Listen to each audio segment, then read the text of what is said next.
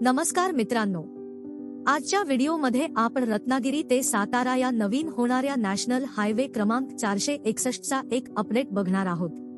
याविषयी राज्य सरकारने 9 मे रोजी शासन निर्णय देखील घेतला आहे। आता रत्नागिरी ते सातारा हा नवीन महामार्ग कसा असणार आहे आणि कोणत्या गावातून जाणार आहे, याविषयी संपूर्ण माहिती आज आपण बघणार आहोत। मित्रांनो, व्हिडिओमध्ये पुढे जाण्याआधी आपण जर आपल्या चॅनलवर नवीन असाल तर चॅनलला सबस्क्राइब करायला विसरू नका।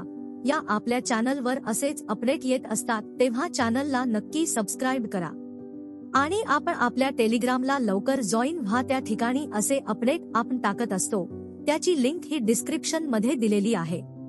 मित्रांनो, याबाबतचे सविस्तर वृत्त असे की रत्नागिरी आणि सातारा ही राज्यातील दोन महत्त्वपूर्ण जिल्हे एकमेकांना जोडले जातील, याकरिता राज्यमार्गाचे काम सुरू करण्याच्या हालचालींना आता वेग आला असून या संबंधितला शासन निर्णय देखील 9 मे रोजी काढण्यात आला। वेरळ खोपी फाटा ते कुळवंडी, खोपी, रघुवीर घाट, शिंदी, वळवण, अकल्पे, दरेतांब, पिंपरी उचाट, वाघावळे, कोळघर, मेढा, कुडाळ, पाचवड ते राष्ट्रीय महामार्ग क्रमांक 4 दरम्यान 131 किलोमीटर अंतराचा नवीन राज्यमार्ग तयार करण्यात येणार आहे। या प्रस्तावामध्ये सातारा जिल्ह्यातील प्रमुख जिल्हा मार्ग 19, प्रमुख जिल्हा मार्ग 144 आणि रत्नागिरी जिल्ह्यातील प्रमुख जिल्हा मार्ग 19 यांचा दर्जा सुधारला जाणार असून नवीन राज्यमार्ग क्रमांक 461 या माध्यमातून तयार करण्यात येणार आहे। एवढेच नाही तर दक्षिण उत्तर असलेले पुणे, बेंगलोर व मुंबई, गोवा हे दोन राष्ट्रीय महामार्ग या नवीन राज्यमार्गामुळे एकमेकांना जोडले जाणार आहेत।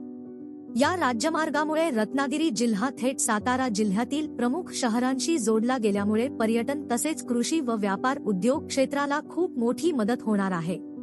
महत्त्वाचे म्हणजे या प्रस्तावित असलेल्या राज्यमार्गावर सातारा व रत्नागिरी जिल्ह्यांना जोडणारा जो काही रघुवीर घाट आहे तो काही वर्षांपासून खूप धोकादायक स्थितीत आहे, परंतु यामुळे आता रघुवीर घाटाच्या दुरुस्तीला चालना मिळून हा घाट वाहतुकीला सोयीचा होण्याची देखील एक अपेक्षा वाहन चालकांकडून व्यक्त केली जात आहे।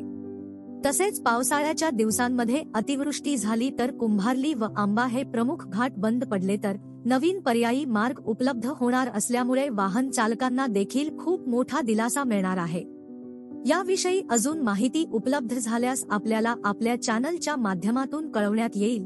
तर मित्रांनो, यावर तुमचे काय विचार आहेत ते आम्हाला कमेंट करून नक्की कळवा आणि व्हिडिओ इन्फॉर्मेटिव्ह वाटला असेल तर व्हिडिओला लाईक करा आणि चॅनलला नक्की सबस्क्राइब करा। धन्यवाद।